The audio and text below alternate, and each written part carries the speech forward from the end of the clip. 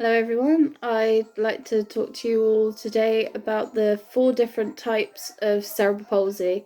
So the first one is called monoplegia, and that affects only one limb, so that can only affect your arm or your leg on obviously either side of the body. The next one is called diploplagia, and that one affects symmetrical parts of the body, so either both legs or both arms. The next one is called quadriplegia, which obviously quad means 4, so it affects all 4 of your limbs, and that can mean you either have little movement or no movement at all when you could be in a wheelchair or use crutches. The next one, well, the very last one, and is actually what I have, is called hemiplegia. And hemiplegia is one that just affects one side of the body, so that's your brain down to your toes.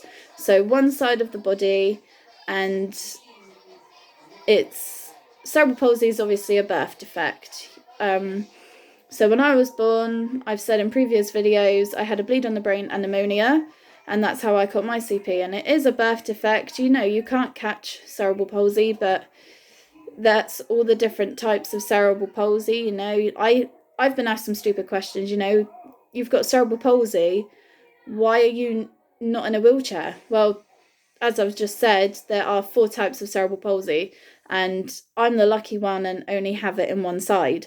So I have movement. I have limited movement though, because I do get tired very easily. I have my rough days where I'm really stiff and my muscles and joints don't work properly, and I find it difficult to walk. I get in pain. I've also got something in my spine which is called scoliosis, and that's a curvature in the spine, and I've got that mild. I haven't got it very severe, so I don't have to wear a brace or anything like that, which, you know, is perfect, but unfortunately there are people out there who have to wear one. I'd also like to talk about my everyday to-day life. So the way that I can do stuff is obviously adapted to the way that I can only do it, which my children and husband are so very helpful.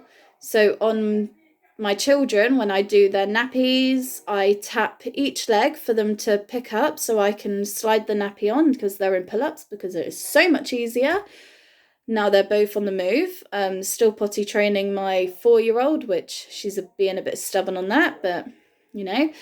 But my son, he's 17 months, so he's not potty trained yet. He's nowhere close. But they both know that, you know, I'm not a normal mummy, and they need to give me a little bit of help when I'm doing activities with them. It's like if I get them dressed, I will tap each arm to put their arms in, and they'll put their head in the hole and that as well. So they do know how to help me, which is fantastic at their age as well. They're quite very, well, I say mature, but obviously you know what I mean. You know, they're quite switched on with the way that I have to work around them, and they will not see me any more than their mummy. And, you know, I love them with all my heart. And it's really nice that they don't see me as anything else but their mummy. Some stupid questions I have been asked, you know, is how can you be a mum when you're disabled? Well, you just work around it, don't you? You adapt to ways that you do it. And obviously, like I've just said, you know, my children understand that I'm not a normal mummy, and we just work around that. And my husband, he helps quite a lot out with them as well, which is nice. And if there is anything, well, this is the final thing I am going to say in this video. If there is anything that anyone would like me to try and do, or you have any questions, I don't mind answering any of them. So if you have any questions, no question is a stupid question. I will not get offended. I will answer any question that anyone has. So if anybody does have any questions, I'm all ears, and I will answer every single one of them. And I hope you all have a wonderful rest of your day. Unfortunate for the weather, but thank you very much, and I shall see you all soon. Bye.